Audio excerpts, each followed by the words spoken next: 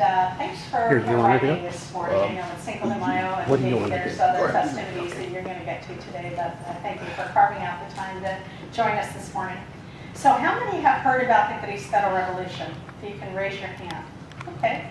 And I know that as I was talking to a friend last night, I was commenting that normally the case is that if you were raised in Mexico and perhaps you're 70 years and older, your father or grandfather had been involved, somehow they told you some good stories, you may not be likely to pass that information on.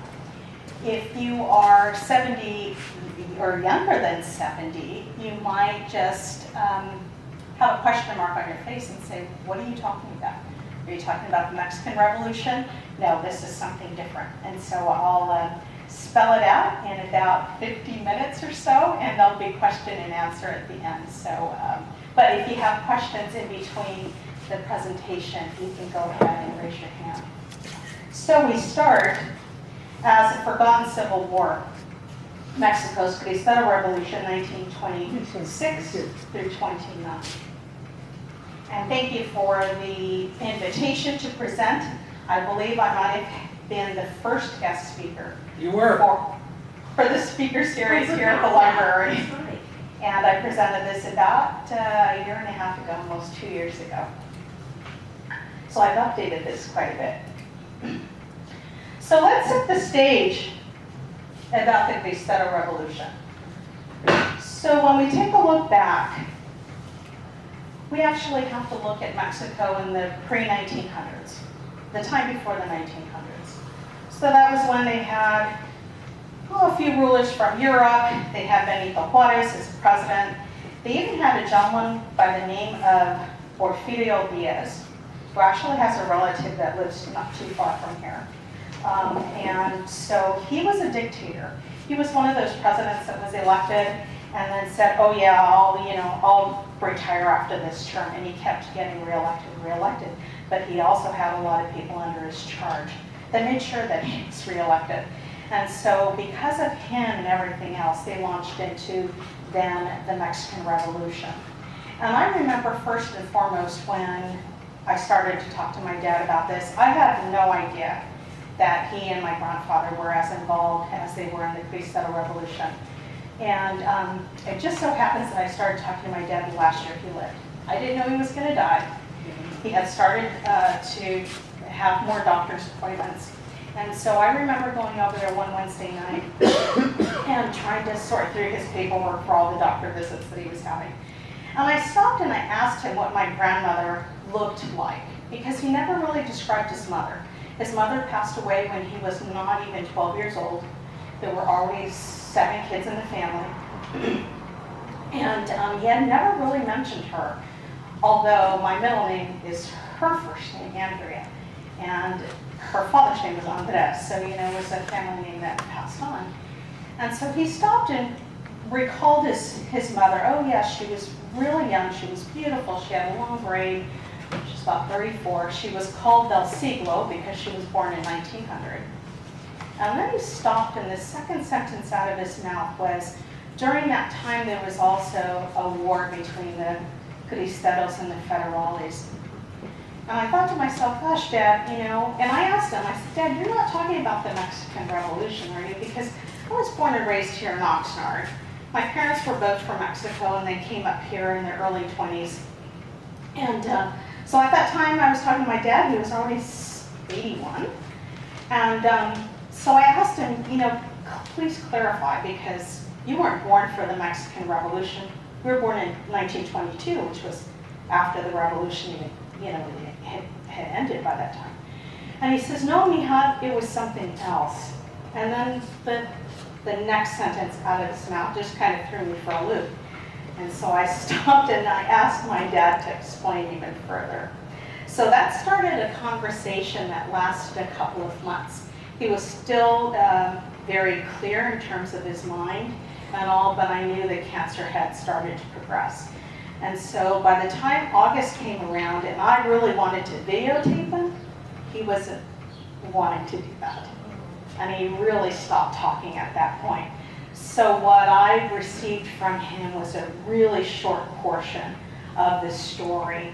And then from there, I ended up doing a bit more research.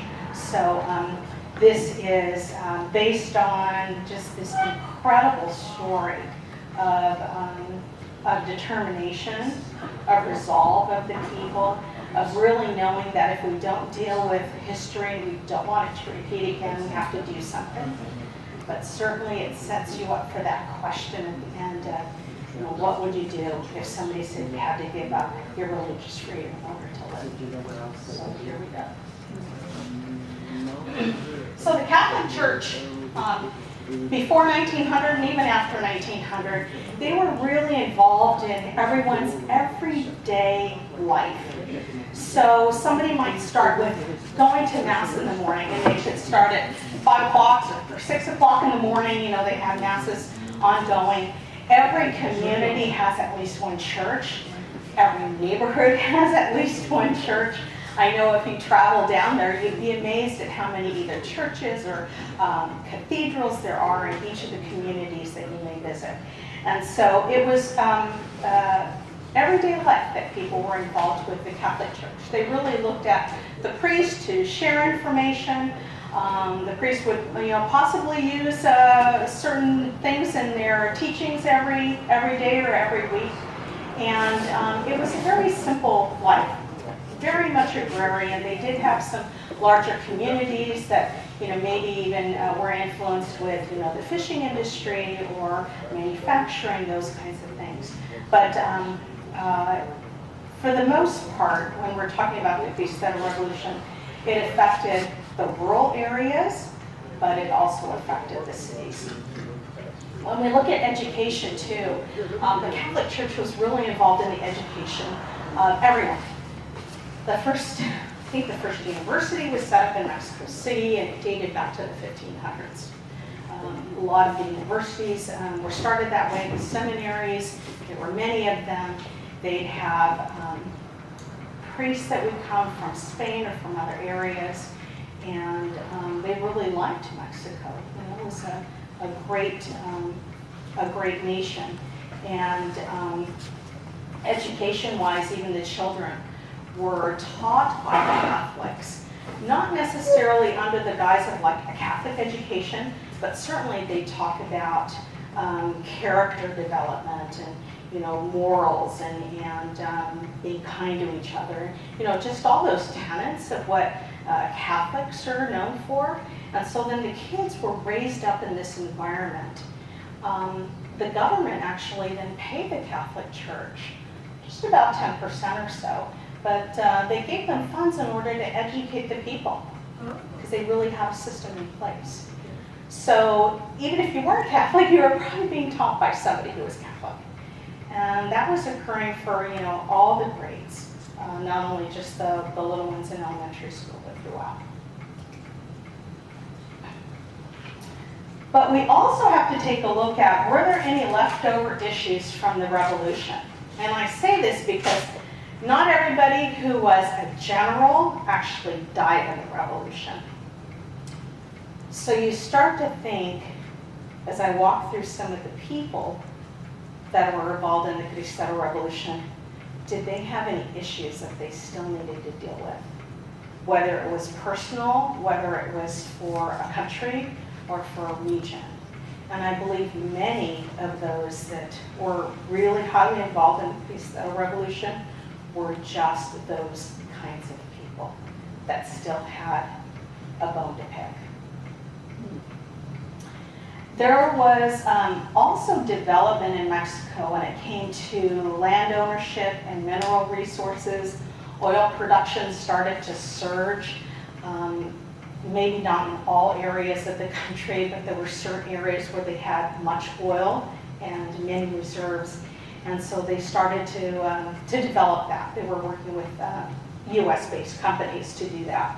There was also this president that is going to be featured a few slides from here that provided then everyone who wanted land ownership. So it's almost like if you wanted to develop land and to grow your own, whether it was vegetables or have animals on their livestock, he would actually give away land, but you had to produce something. And then there was also an interest, the banks were started in Mexico at that time, as well as then unions, like labor unions and teachers unions and all. They were started at that time. So you have to consider, there were so many moving parts in Mexico, but I believe a lot of it was that there was an ulterior motive for many of those that were involved. Now, the Mexican Revolution produced a new constitution in 1917 that actually included about a handful of laws that were anti-clerical. That meant that they were against the church, so to speak, against the Catholic Church. And one of them was Article 17, and then there was another one that was Article 130. Let's see if I have some notes here about what might have been explained in one of those.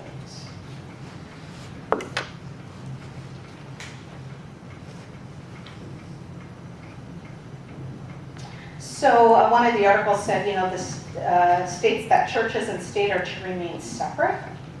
It places a series of restrictions on priests and ministers of all religions.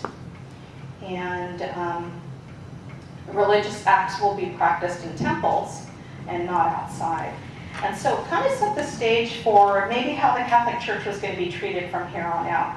It's really interesting, though, is that before this president lands in that office during the Cristero Revolution, many of the presidents just kind of looked the other way when the Catholic Church was being persecuted.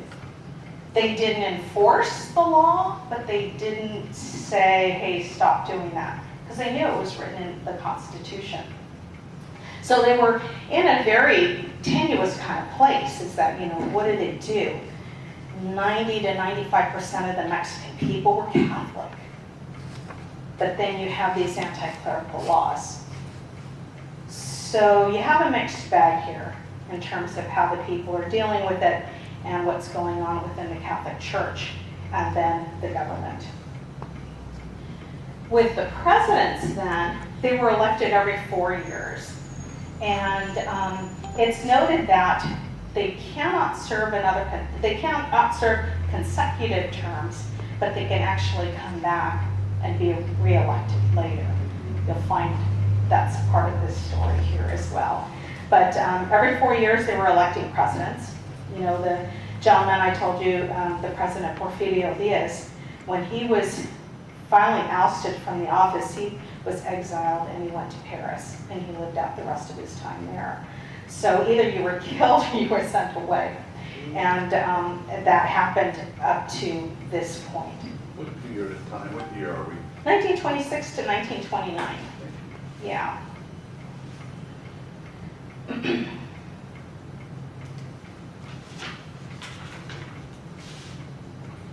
So here is the famous president of this time.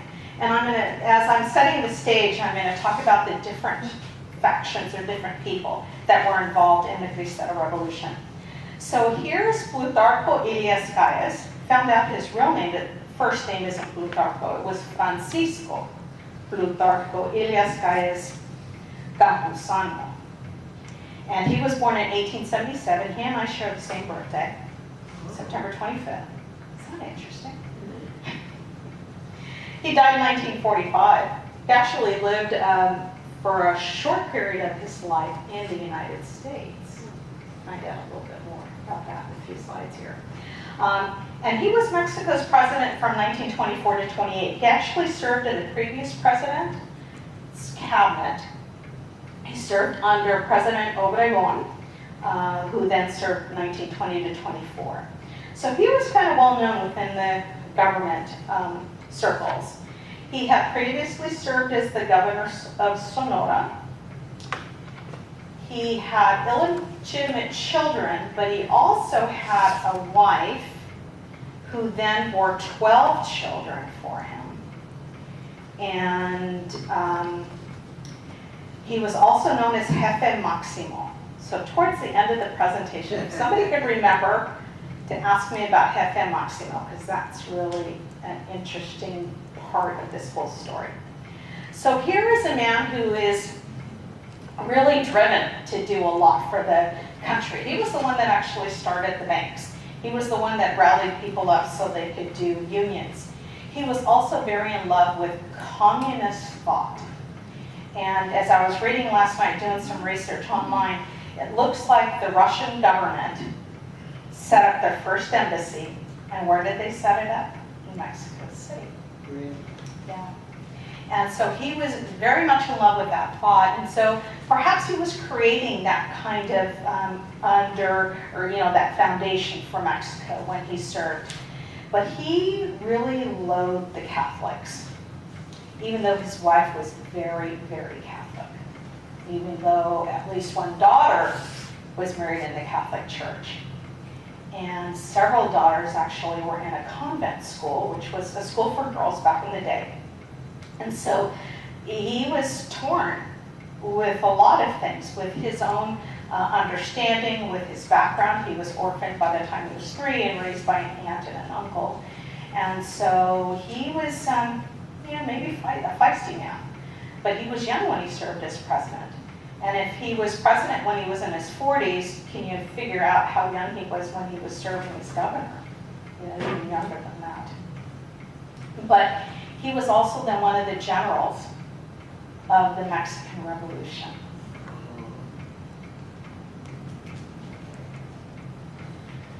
So when he comes in, and he loathes the Catholics, but he's married to a Catholic. And he knows that there are all these anti-clerical laws on the books for the Constitution. And everyone else that I told you about, all the other presidents had said, I'm not looking at what's going on in the community, even though the Catholics are getting persecuted. He then comes in and says, he's going to enforce everything that there is in the law and then some. So in 1926, he puts together what's called Ley Gaia's or Gaia's Law. And the community is in an uproar. The media start writing things against that, and how could he, and a great majority of Mexicans are Catholic, and he can't do this. And what he was attempting to do is just saying, he's going to crack down on everything that the Catholics are doing. Up until that point, he started, before he wrote Ley Gaia's, he was starting to kick out foreign-born priests. So if it meant that a community like Guadalajara had, let's say, 100 priests and 50 of them were foreign-born, they would be ousted. Then the church would have to deal with trying to cover their whole entire region with less number of priests. There were even some communities that didn't have any priests, So that was then something for the Catholic Church to deal with, is how do they do this? The seminaries were there to educate both the Mexican-born priests as well as the foreign-born, but the foreign-born couldn't stay. And so, as you know, the communities, there are many churches within each community. How are they going to get everything covered? Not only with the masses, not only with the, the burials and, just all those different facets of a Catholic way of life. They weren't going to have a priest to do that. Where were the foreign-born born? What Well, countries? they were from other countries, Like Ireland or Spain, but it didn't matter to him, because what Gaius was looking for is he was looking to stop the influence of outsiders on his people, or on the Mexicans. like a purist? So, okay, so you have the undergirding of this man loved, communist thought. He hated the Catholics. He was married to a Catholic. He had served in the Mexican Revolution. Here he was now president. And so he was out to really just take apart the Catholic Church. So with the Penal Code and Ley Gaia's coming up, it was introduced in that springtime, early summer. And by July, it was a done deal. Nobody could take it away. No one can actually change it. They just figured, okay, this is going to happen no matter what we do. So it drove a lot of people to actually go out and have the last Mass, which ended up being July 31st, which was a Sunday in 1926. And there are photographs that I've seen of churches crowded with people because they know that could possibly be the last Mass they attend in their beloved church. The Vatican decided at that time the only way they're going to save their people is to actually close the churches. Is to actually tell the priests, you don't have a job. We want to protect our people. We want to protect you. And we can't go by what Gaius is doing. With late Gaius, he also imposes that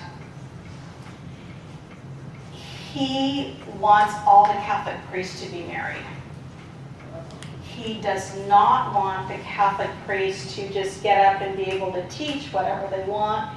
He wants every single talk, every single teaching to run through him first, and then he would approve it. Sounds communist to me.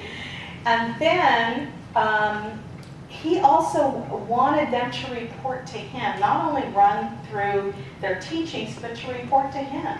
He actually wanted to be like their Pope. And he met many a time with leadership in the Catholic Church in Mexico City. And they just kept saying, you know, Mr. President, we can't do this. You know, this is not who we are. And the final say was when they just said no. They just kept saying no, and they finally said enough no's to then he just said, okay, well then it's war.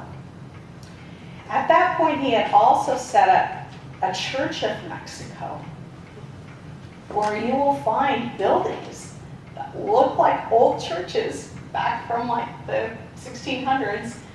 And I remember driving by one of those about 10 years ago in Mexico City, and I pointed it out to my cousin. I said, what's that? Because it wasn't, I mean, it looked like a church, but, you know, people were walking by it. And she looks over it and looks at me and points to me. She goes, you know that president you're writing about? That's his church. That was the Church of Mexico. So he ended up then getting a priest who was, you know, maybe not so Catholic in nature, and had been a priest, to actually come over and start this Church of Mexico. Now, people have related Gaius to maybe Henry VIII and some of the things that went on back then in that day. But here you have a man who is driven to get just an incredible power, and really has it with all the anti-clerical laws in the Constitution, and now comes up with late Gaius, and he just wants to rock everybody's world and destroy the church. So August 1st, 1926, all the churches were locked and closed. And I'm not talking about the large cathedrals only. I'm talking about every single church in Mexico, whether they were in a small village, whether they were in a big city, the capital of the state, everywhere. All the churches were locked and closed.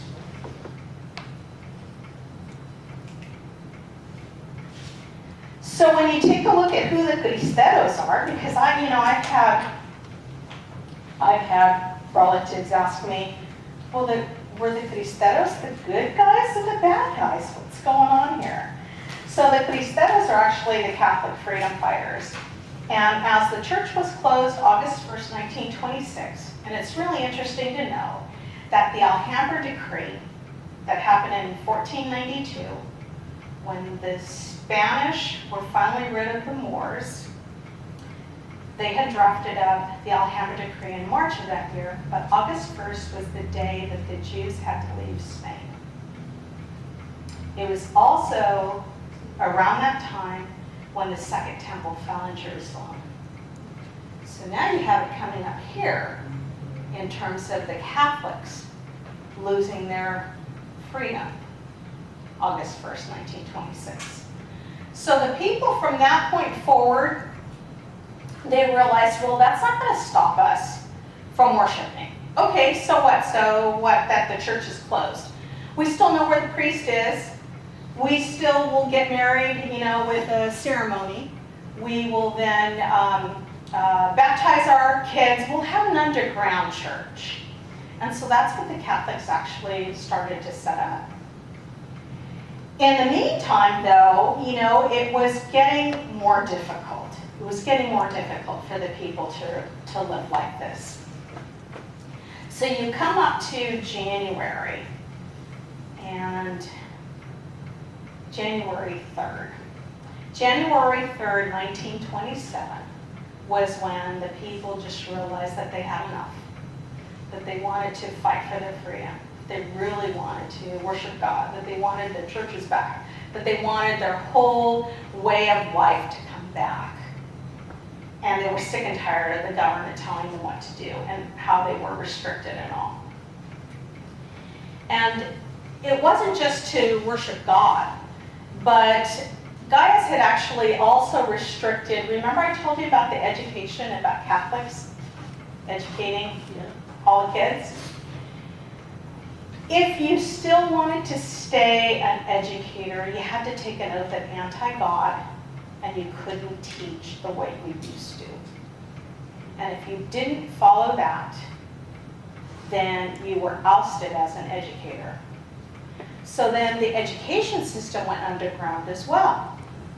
So the people said, well, why send our kids to that kind of that kind of teaching? We don't want them to know, we don't want them to sing a song of anti-God. We want to control all of that.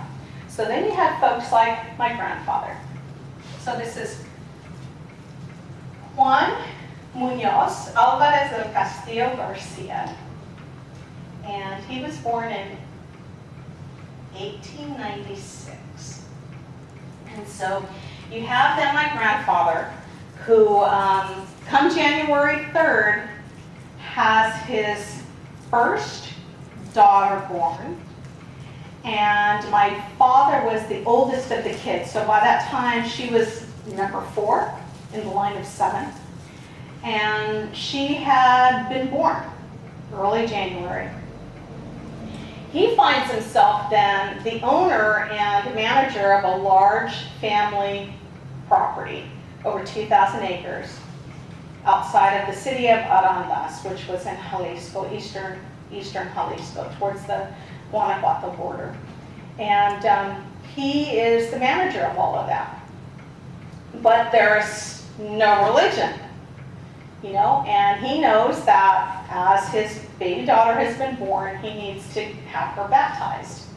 And so he sets out to another city in the middle of the night with his wife and the baby to go have her baptized.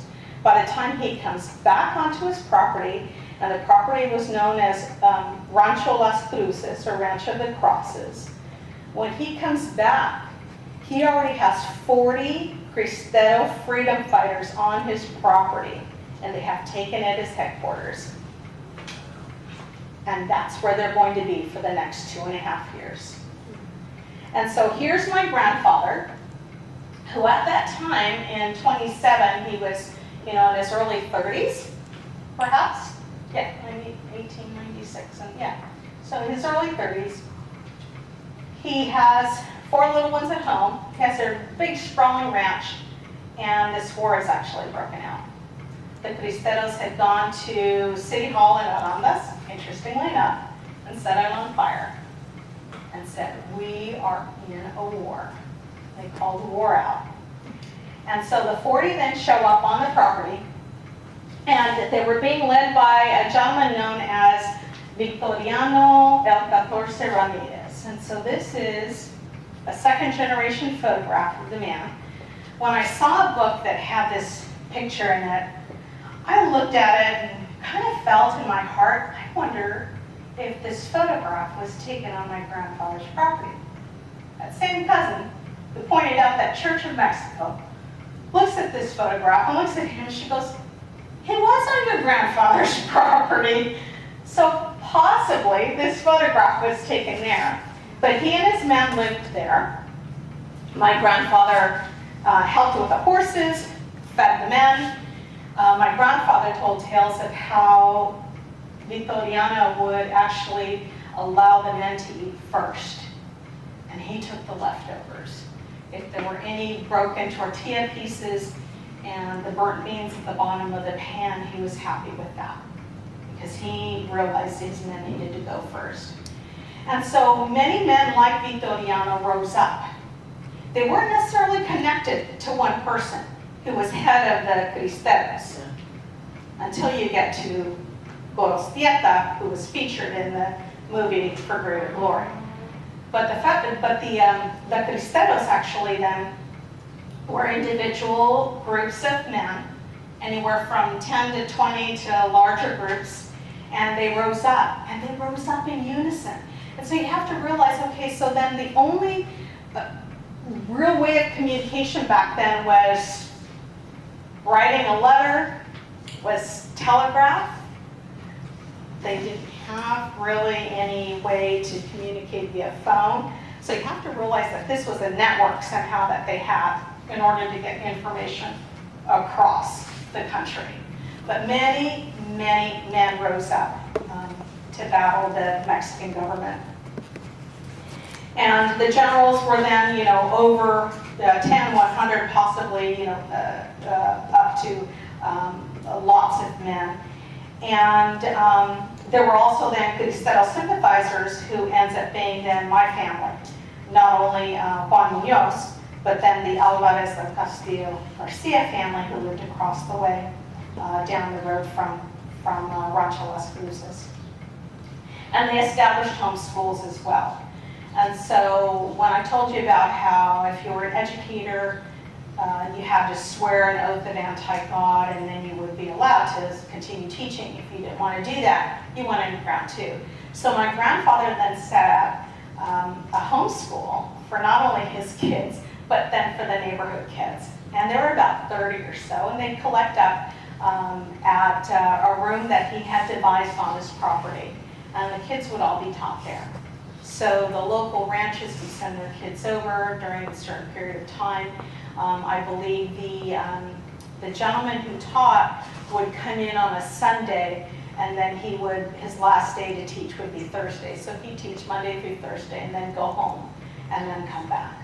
And so it was really, really important for the people to actually still have traditional, almost like Catholic upbringing and Catholic education for their children. And they made a way of that. So with Vitoriano Ramirez, you see this man on horseback. You see that he's very humble in terms of his wear. He has a big sombrero. He has his lasso there. And they have guns on them. And so the advantage of what the Cristero men had, these freedom fighters, is that they knew the terrain, they were great horsemen, and they were incredible sharpshooters. So they really had one up in terms of how they were going to fight the government. So the government then came together and put together what they were called the federales, the federal troops. But the Cristeros, had to understand how they were going to get their ammunition, where they were going to get their food, how they were going to deal with their horses. They also almost had a priest tag on with them as well, because before, like big battles, they would have a priest say mass, and the priest would have Holy Communion for the men. And that's what they would do before then they would go out and battle. And they also had different territories that they were responsible for. So here is where I'll mention the one-time main leader, General Enrique Gorostieta. Gorostieta was not Catholic. But remember I told you about how sometimes you have unfinished business from a previous war? He was one of those generals from the Mexican Revolution. And he loved the Catholics, but he was agnostic. And the Catholics had been looking for possibly having one great leader, one great general, to lead them into victory. Lead them into battle, lead them into victory. So they recruited Gorostieta. They paid him handsomely. And unfortunately, the federales found him pretty quickly and killed him. You get part of that in the story with the movie, but you don't really get the depth and breadth of who this gentleman was. But he was a great general for a short period of time. And then you might ask, so what happened to the priest? And then who are these other people that could possibly be soldiers? So remember I told you that the priests, there are no foreign-born priests now in Mexico. Those that remain during the Cristero Revolution don't have a job. Many of them actually go out and create these disguises. So if they didn't have a beard, they have a beard. If they wore certain things, now they're trying to look different. Because what happened is that when the federal forces were put together by Calles, first and foremost, they're going after the Cristeros. They're also going after the priests. They have no remorse whatsoever to kill whoever it was who was Catholic, and whoever it is who's fighting against them. Even though the priests didn't necessarily fight, they were kind of in the group. But the Catholic Church, I want to point out, the Catholic Church did not tell their people to stand up and fight. The Catholic Church said, we're going to close the doors. Sorry, there's not going to be any religion. We want to protect all of you. But the people themselves then rose up and said, enough of this. We want our religious freedom back. So the priests were kind of caught in the middle of all of this. So they were part of the underground church. The Vatican changed the Mass, so they shortened it so that in Mexico they could actually still have Mass said without getting caught by the federales. It's quite interesting that they were working alongside their people and making those kinds of adjustments so that Mass could be heard. But if you were a priest and you chose to fight, you were excommunicated for life. Once the war ended, whenever it was going to end, the Catholic Church would not take you back as a priest. You pick up a gun, you leave the order. 100%, hands down, no turning back. And there were actually a couple of priests that did that. So this gentleman I had the pleasure of meeting. His name was Juan Lopez Mares, and he was 17 years old when he joined up to fight as a Cristero. He and his brother. And the men that would show up as Cristeros, they'd have to actually bring everything with them. So they would have to bring their own horse, and their gun and their ammunition, or whatever they had to fight with. And they showed up and reported for duty. And so he fought along this famous, very charismatic priest known as Father Pedrosa, or Padre Pedrosa. And they had miracle after miracle as they were maybe on the battlefield. He talked about how one time they were so hungry they didn't know what to do. They showed up at this house, and the lady actually had tortillas and some cheese for all of them. And so they ate there. And there were all these, just God was looking out for his people, most certainly. And so here was a priest who was willing to fight and to rally up men to gain their religious freedom. The priests at that time, they could range in all ages, so you have the younger ones to the older ones. And my mom recalled that she remembered seeing a priest come in with a suitcase, and that suitcase actually held his vestments. And so he was dressed like a normal man, but he brought his items along, and he said Mass in like a corral area where you'd have the animals. And it was really wherever you could set up for the Mass, the priests were there. But they had to be in disguise. They had to stay out of the limelight. They couldn't be fighters. So it was a really tenuous time for them as well. Many, though, were killed. And it wasn't until Pope John Paul II, who actually then recognized the priests and people and either beatified them or recognized them as martyrs from the Cristero Revolution. Now you'd have to figure, okay, so this war is 1926 through 29. Pope John Paul II served when? In the 1980s, 1990s? So we really had to wait about 70 plus years for really the church to do something. And one of the largest books in terms of getting my research underway to write this book, because as I told you about my dad, he told me the story of the last year he lived and he was 81, and he told me a little bit about it. So July of that year, I said, Dad, you have such an interesting story. Could I write a book about your life? And he said, sure, Mija, whatever you want. So he pretty much gave me a green light then. But I had much more research to do. So there was one book that I landed on called La Cristiada, and it was written in Spanish, but it was written by a Frenchman who was studying in Paris at a very prestigious university, and one of his teachers was a Mexican priest who started to tell him about the Cristero Revolution. So this is the author of La Cristiada, this book. And so the Frenchman goes, Jean Meyer, goes to Mexico, and he's ready to do a bunch of research, and this was in 1966.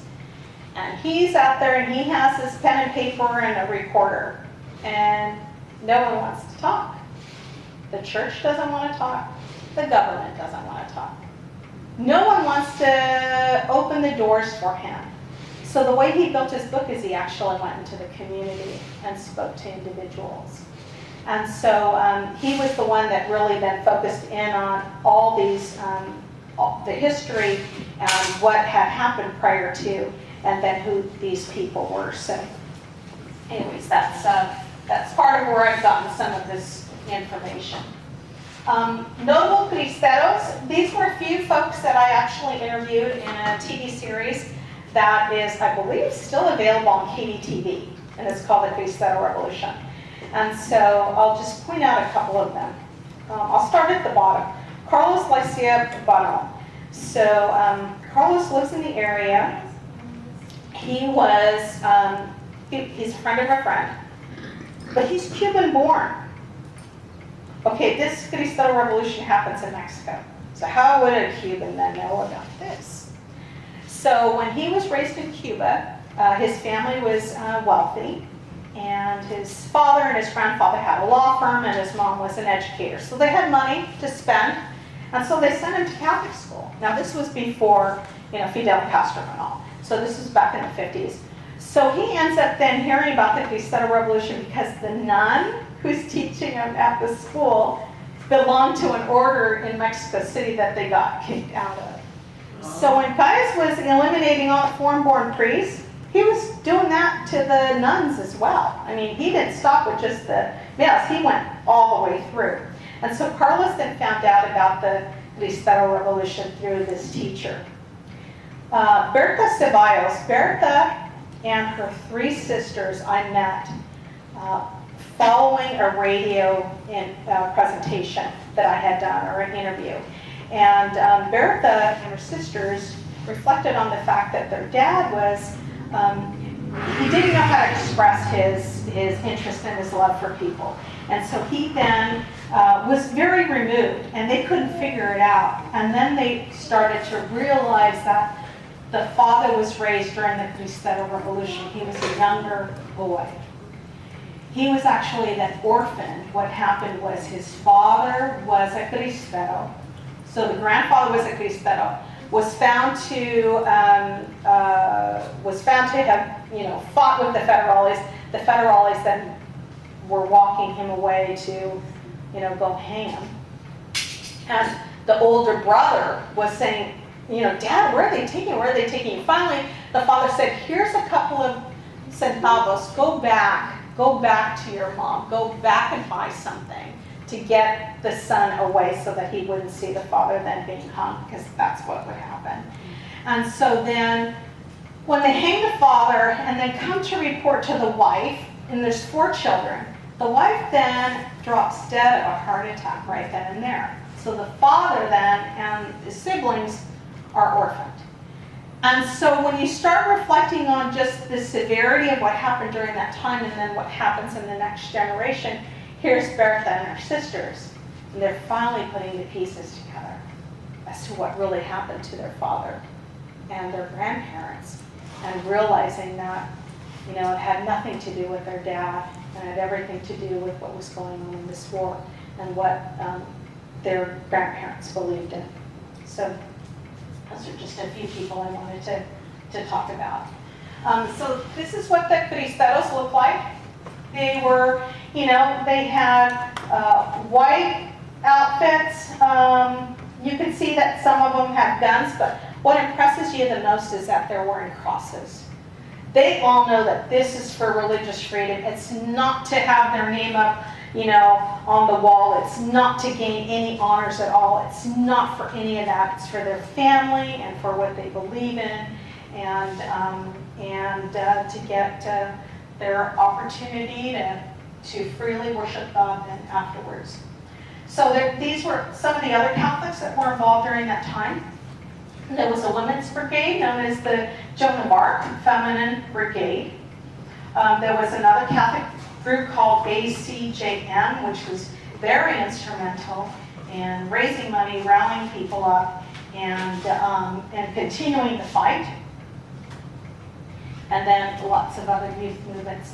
Other people too that were involved in this war, well, maybe not directly fighting, but you have the U.S. Ambassador Dwight Morrow, and he was featured in the movie For Greater Glory. He was really instrumental in trying to find an end to this. And you got to know that as guys is pushing, and he's, you know, getting all these troops to fight against the Cristeros. The Cristeros were winning in most battles. They weren't decked out in fabulous uniforms. They didn't have the best ammunition, nor did they have thoroughbreds or great horses. The Cristeros, you know, they were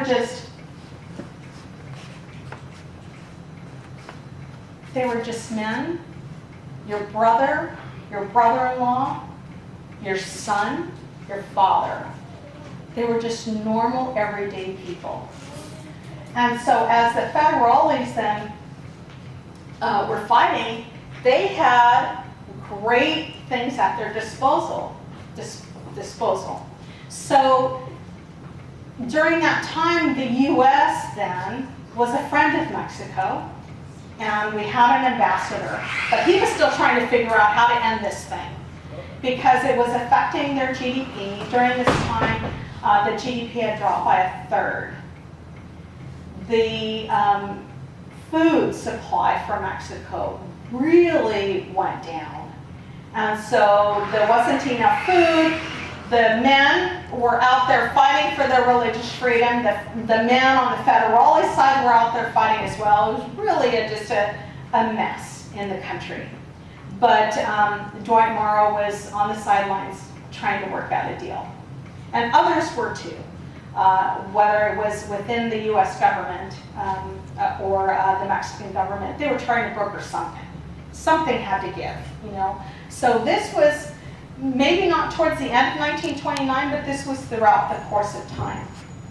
And then, of course, I told you about the Church of Mexico. So that was another group that was trying maybe to say to people, hey, you don't need that Catholic religion. You can come over to a state church. Kind of sounds like Henry VIII.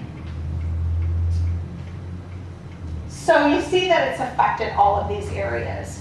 All the areas that really support a community, support a society, support generations. And I'll quickly go through Federales. I'm trying to wrap up, so we'll go quickly through this. Federales were men who may have wanted a military career, or their family was in the military. Or they possibly were poor and destitute and wanted to do something in their life. They didn't have maybe a skill or a craft to be able to earn some money. They were recruited primarily by Gaius with a promise that if you become a Federale, you'll have food, You have a bed to sleep in. You might have some money to take home or to give to your family or your wife. But I'll promise you land. I'll promise you land after the war, because we're going to win. So there were many promises and many recruits. So they were also broken up by generals. I call them assassination squads. The generals were over assassination squads. Why? Because they were not there to challenge and take people in as, as prisoners of war to capture them. They were out to kill everybody. And so it was like you had a target on your back. The priests did have targets on their back. The Cristeros did as well. And then what happened during that time, remember I had mentioned that oil production really started to come into Mexico, and they were dealing with the U.S. production companies and all big names. We almost got into a war with Mexico. The U.S. did at that time because of the oil situation. And it was so tenuous that Galles pulled all his frontline troops from the Federales and moved them over to help deal with this possible rebellion uprising in the oil fields. And then he put second-rate people in those spots. And so it was his pull then that I believe that was when the Federales really started to lose the battle. The Cristeros were trouncing them. Not that they had, like I said, not that they had the best guns, but they knew the territory. They were great horsemen, and they were sharpshooters. And so when we talk about the areas that primarily were where the Cristeros fought, they were in this area here, Central West. This yellow shape is Jalisco. Arandas is about right there. Guadalajara is the capital of Jalisco. But these are all the states that had really large factions of Cristeros. You could find some others in, other states surrounding, but this is what was going on. You didn't necessarily see wars in big cities, like in Mexico City, or even in the town of Ocoplan, which is where my mom was born and raised, and that's the sister city of Oxnard. Yeah. But you saw them fighting in rural areas. You saw them fighting in the villages and in the small towns, especially in the state of Jalisco. Federales also had a way to deal with really shutting down all the avenues of what people use to communicate, but also to move their goods, to sell, all of that. And so the Cristeros and the Catholic supporters had to figure out how they were going to move their food, how they were going to feed their people and all. And so the Federales then decided, well, we're going to shut down the roads. And the only way you could travel is if you were a Federale, or if you were a Cristero and risked your life and got out there. But the Federales also gave what were known as passports. And remember I told you my grandfather did not take up a gun, but he had the Cristeros on his property. So he was one of these men that befriended the Federales because, oh yeah, they did show up to his ranch. And oh yeah, they did ask him at one time, hey, so whose side are you on, Mr. Munoz? And his fabulous, I think, claim here was he stopped and looked at the guy and said, well, it all depends. Federale looked at him and said, what do you mean it all depends? He says, well, you know what? You show up with guns and the other guys show up with guns. It all depends on who gets here first. And with that answer, he won over the Federale general. The Federale general gave him this passport. And the passport said, this man is not a Cristero, meaning this man is not fighting against the government. This man is not carrying a weapon. This man is not out to kill you, Federales. So you know what? He could actually come and go as he pleases. And that's what allowed my grandfather to move around during that time and help the Cristeros as well. So the Mexican government controlled everything. They had the best horses. They also bought airplanes from the US government.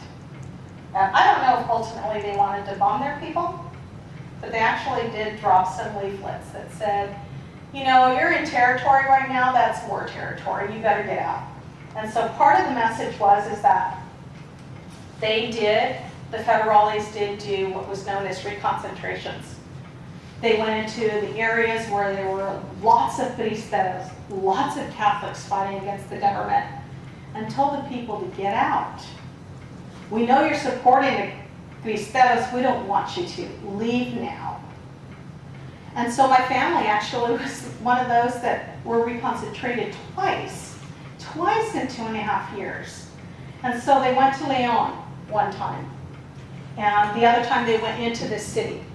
Rancho Las Cruces was located, I think it takes about 30 minutes to drive out there. So you drive on the main road, and then you hang a right, and you go on this real dirt path in order to even get to the ranch. So, you know, you really have to know where it was.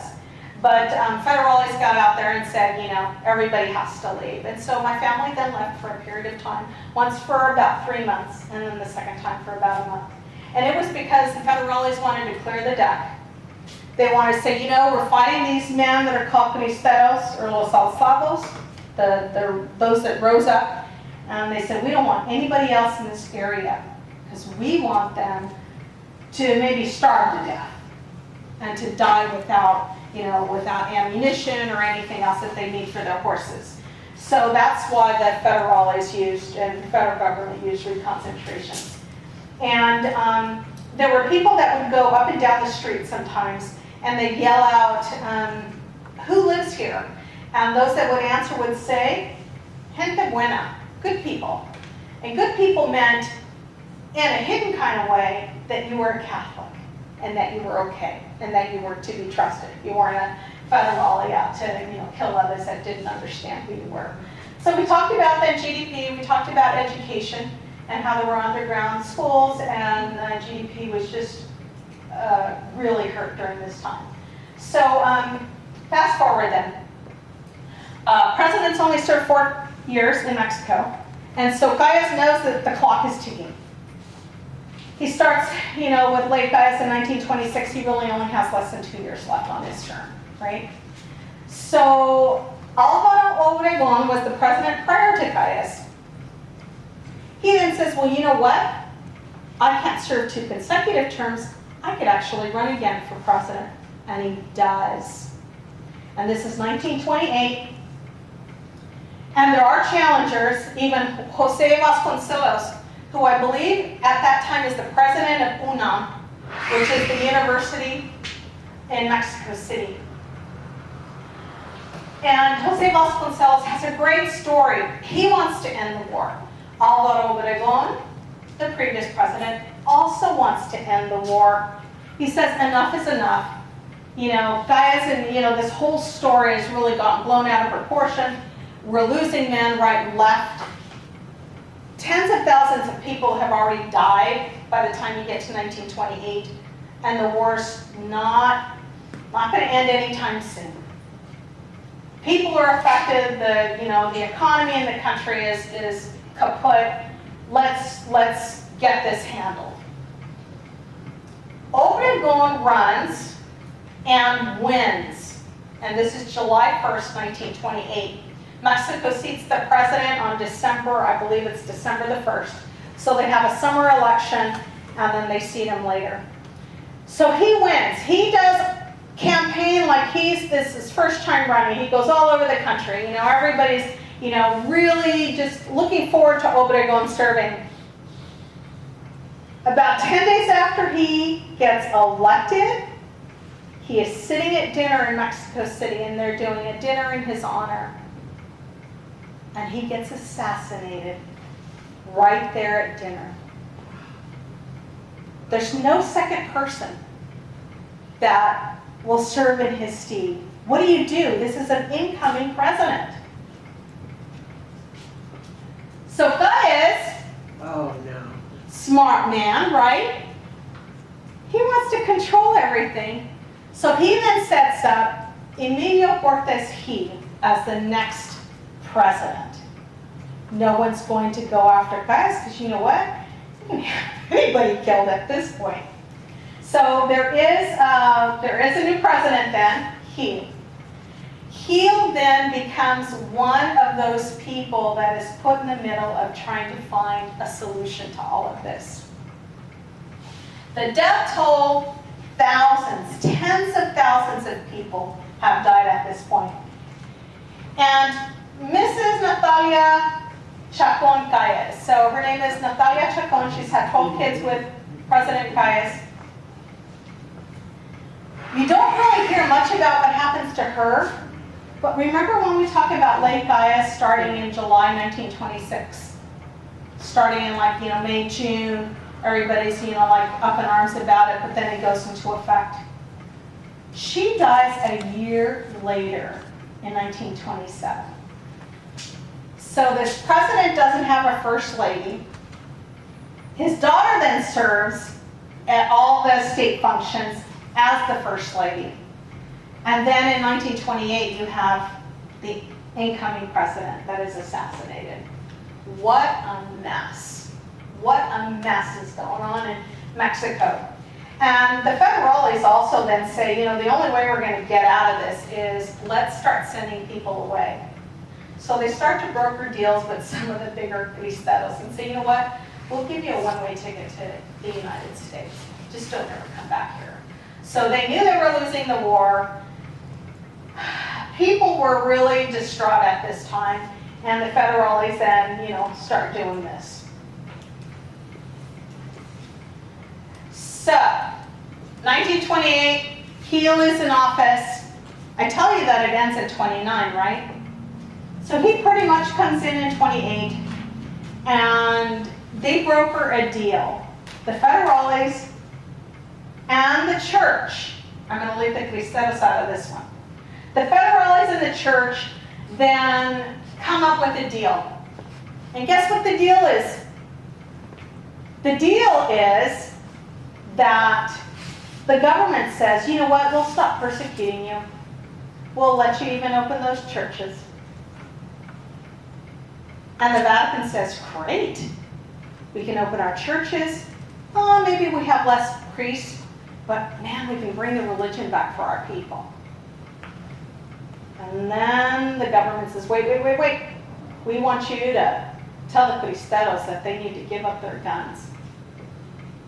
The Catholic Church is saying, we didn't call into war. We can't do that. That is between you and them. But you know what? We'll gladly come to an end in this war. So they signed, effective June 21st, they signed an agreement, and that was done with a couple of leaders in the government. So he was involved. The U.S. ambassador was involved in this deal as well. This was really big news because this was going to then reopen all the churches and bring the Catholic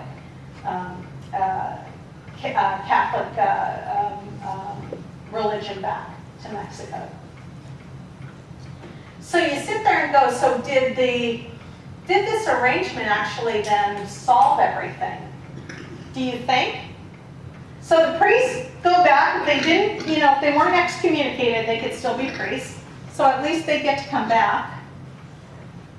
The people, everyday walk of life, they get their religion back.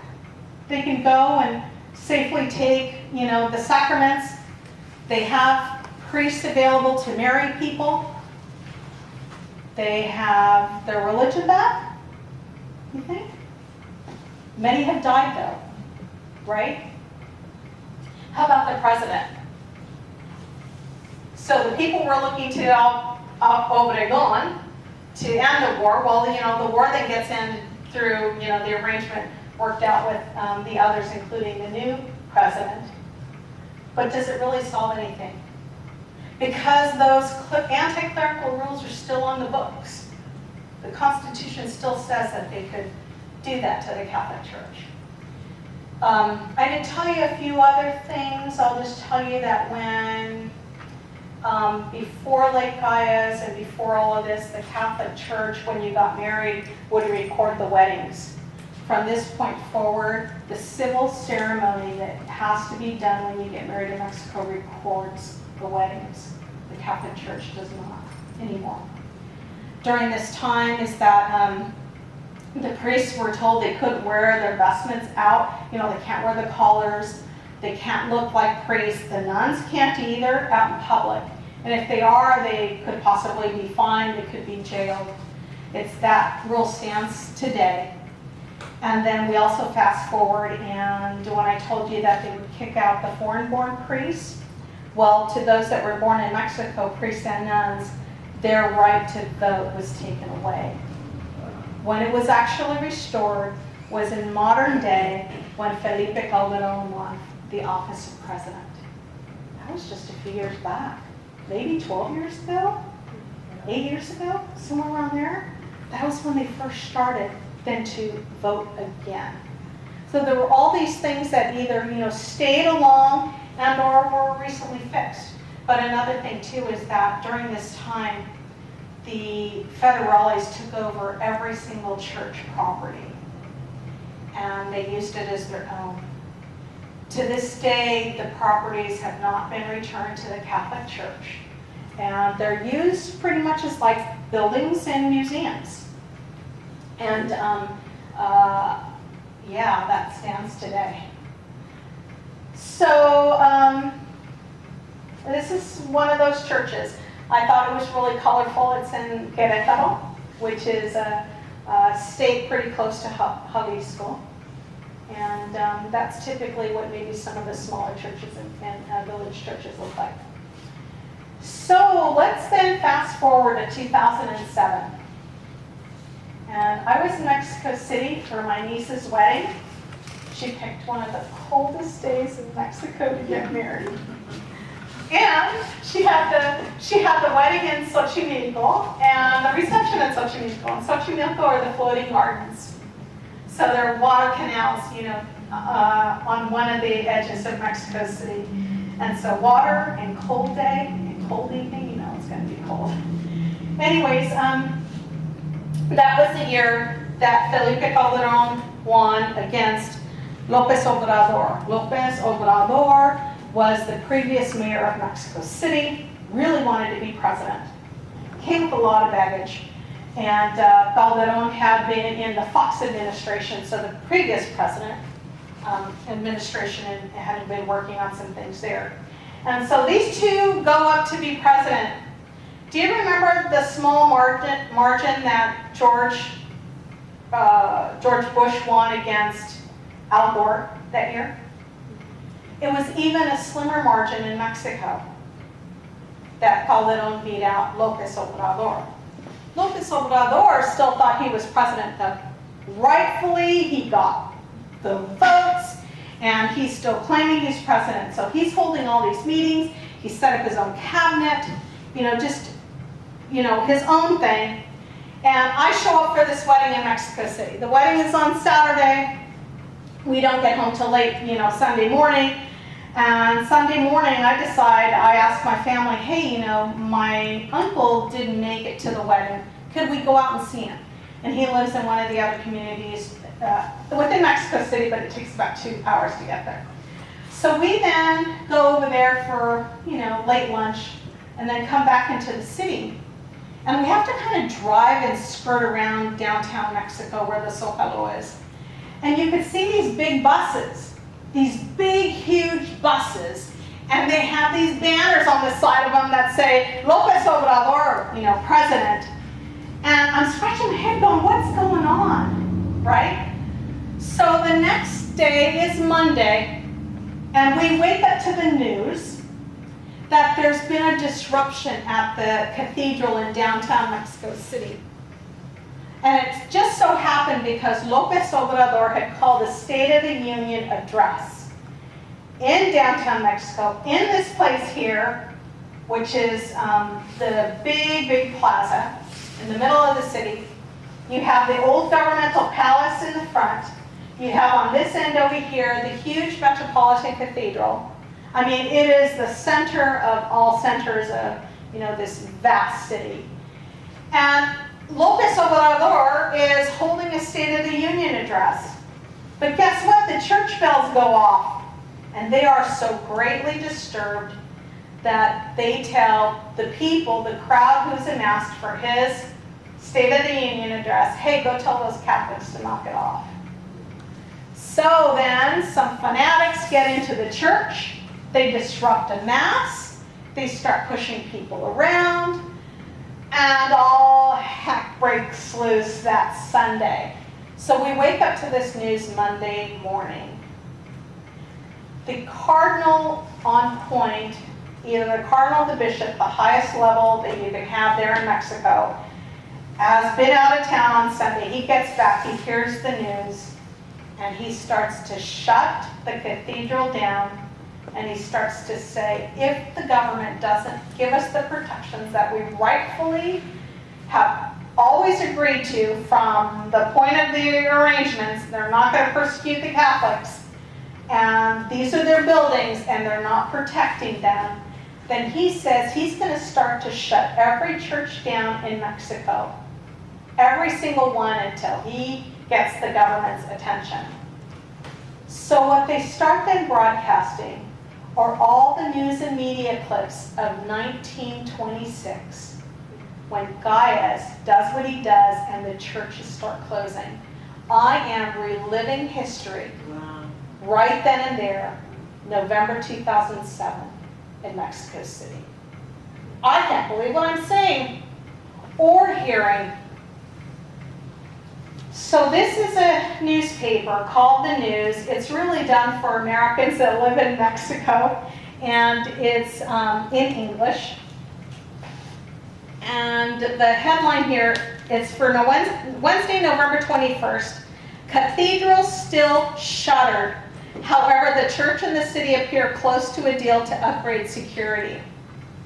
And then the underline here under the photo, a woman cries in front of the Metropolitan Cathedral on Tuesday. The landmark building remained closed to the public after dozens of protesters disrupted a Sunday service. And so in reality, here are some real fundamental questions that we all need to ask ourselves. Will history repeat itself? Possibly. Yes, most likely. What would you do if you were asked to renounce your religion in order to live? Would you do it? Would you say yes and then know that in your heart you don't want to do that? But what price would you pay for your religious freedom? Because this is a war that lasted 2.5 years, but it persecuted the Catholic Church for about 3 years, and even then some before that because of the anti-clerical laws. But what's to say that it wouldn't happen here in the U.S.? I'll do questions, but I did want somebody to ask me about Jefe. I was going to do it. Okay, thank you, Beverly. Hey, whatever happened to Jefe Mass? What happened to Jefe? So remember, Obregón is assassinated, and they really truly don't have an elected president coming in. And Gaius sets up Emilio Bortes Gil, G-I-L is the last name. He comes in and serves for a short period of time, doesn't serve full 4 years. Within 4 years, there are 3 presidents. They're all hand-selected to come in. One of them actually gets so distraught that he believes that somebody's out to kill him. And he doesn't want to live in that grand castle at Chapultepec, you know, which is where Gaius lived, and Preble, the presidents also lived too. So he gets scared. He doesn't want to be president anymore. So you sit there and you go, okay, so then there's these 3 people that come in. But guess who's running the show? Gaius. He's the Jefe Maximo. He's the Deep Blue State. He's the guy running the show. He has people inside the government as his weasels. He asks for his people to be appointed to these different positions, just so that he can have an eye and an ear in terms of what's going on, and he can set the stage out here, he can be the puppet master, right? How long do you think that lasts? 4 years? So we can run again, right? So, possibly. it lasts till Lázaro Cárdenas is in office, and Cárdenas is serving in the early 1930s and finally has had enough. They call that period Maximato, and they call guys Jefe Maximo. So even though there are presidents in Mexico, they're puppets. Guys is running the show. Lázaro Cárdenas has had enough though, and in 1935, he sends 20 of his troops over to Calles' house and gets him out of the house and puts him on a plane and says, "You're out of here." And then he gets everybody who's a Callista, following Calles in government, and he asks them to resign. Cárdenas has, he's just really very upset now. So Calles then leaves the country against his will, and he comes to America. He comes to the US and lives in San Diego for about 5 years. He then is allowed back in, that was 35, he's allowed back in 5 years later, and then eventually dies in 1945. But the people used to say then, it's like they know that the presidents may not be doing their job because Calles is still in power. And the story that they would use is that, yeah, we know the president lives there, but the guy who really runs the show lives across the street in front of them, right? So that was just, the general understanding back then. But Calles had a real disdain for the Catholics and was a power-hungry man, and did everything in his power to, take away the religion, to destroy really the heart of who Mexico was, and then to continue to run the country even though he wasn't the elected one. Yes, so I'll go here, and here. Okay. You gotta do something about the Constitution. When's that gonna get changed? So, some things have been corrected, but not everything has been.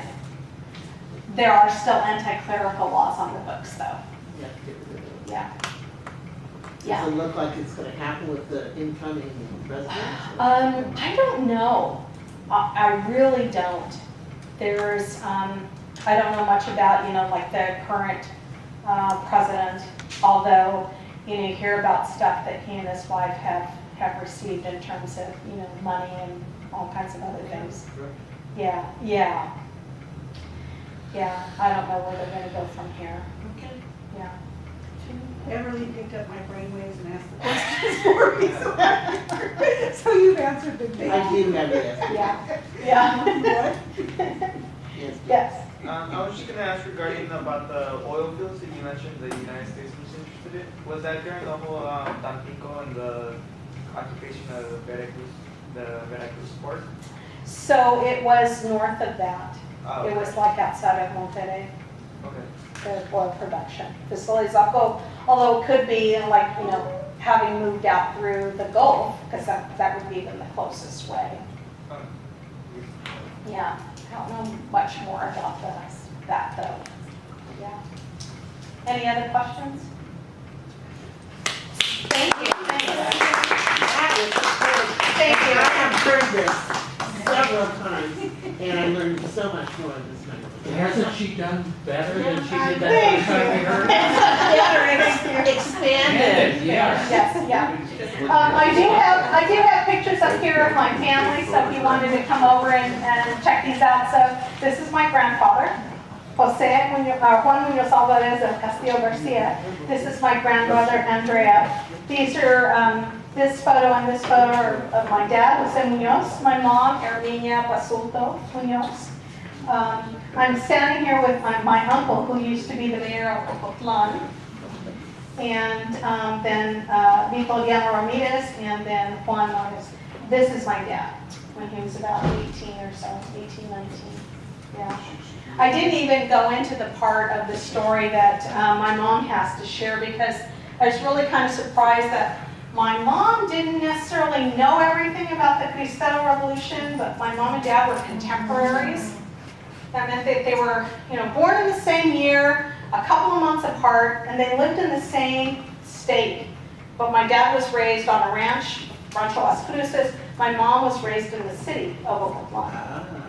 And so After my dad dies and I start doing a bit more research and I start explaining to my mom what my dad had said, like how he was raised and what happened. And she turns to me one day and she says, I had no idea he had a rough childhood. You know, wait a minute, you were married to this man for 47 years. They didn't talk about their childhood though. And finally, I kind of had enough with her saying, I didn't know that, I didn't know that, I didn't know that. So I asked my mom, so weren't you guys Catholic? And she said no, that they were part of the federal government families. So that's part of my book as well, is that I touch on both sides of this Cristero War in my book because my family actually lived and were on both sides of the war. How close are you to finishing it? The book is already done. I'm just doing some edits that were recommended by an editor, but it has been done for a long time now. It's just finding the time to just tighten it up a little bit. Yeah. Who's your editor? We could loan you Beverly. Yes, Beverly's a local author, yes. She probably put the period in. Yeah. So my book is called Abandoned Angels. I do have a website under my name, sylviamunozschnopp.com, and you'll get more information there. You'll see some of the photos on there as well. And it is a historical fiction that covers both sides of the family, and about 80 to 90% of the stories in there are true. So when Rockefeller and the Bards and a lot of people lost their oil fields and their land, that was during the Cristero Revolution, Was it right? during that time, 1926 to 29? Yeah. Wasn't that Beverly? I'm not sure. I think it might have been during the 1912. Mexican Revolution, which was Yeah. predates I it. think it's more likely, The yeah. teens, Yeah. the teens and early 20s. That was the time frame before this war. You know, Morrow was Anne Morrow, which was Lindbergh's wife's Yes, husband, and Coolidge was the one that set the Federales the machine guns to Yes. mow them down with. so, you know, you start Hold looking it. at the dates here. You know, I got to bring out something. Those machine guns were sent down there to prevent them from taking the oil fields. So the oil fields had to have been. So you also have to recognize Hello? then that what happened in Good. October of I thought that was 1929 still here in the there. United States. We had the stock market crash and the Great Depression.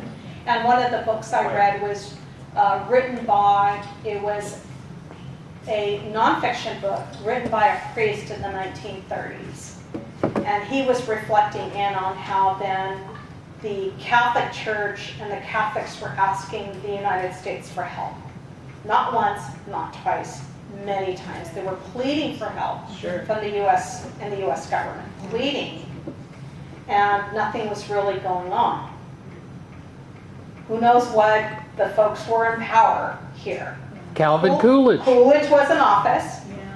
Yeah. And who Do served nothing after Coolidge. that is Hoover. Over. Hoover was served in after 30s. that, That would have been, 1928. But right after that. Yeah. But you know, the stock market crash of October 1929, I believe it was a big fix that God made. You know, because it's like the United States was not answering the cries of Mexico, not answering the cries of the priests, not answering, you know, like, hey, this is going on, we share the border, we share a lot of people, help us, and nothing was done. And so then the U.S. had to suffer for it. well, it was a global Yeah. depression. But the stock market crash was then what really took us down in October. One other thing to share as a fact is that the Cristeros, you know, they're primarily where the war started was in Jalisco, in Arandas. They set fire to the city hall and then said, we're in this, you know, we're going to fight you, federal government. We want our religious freedom back. And so what then the people who founded the state of Jalisco traced their roots back to is they were involved in the first crusade to go free Jerusalem. And so if you find that that was already in the blood of the people of the land, and that was for religious freedom, But you fast forward then into the 1900s, and the people are doing the same thing.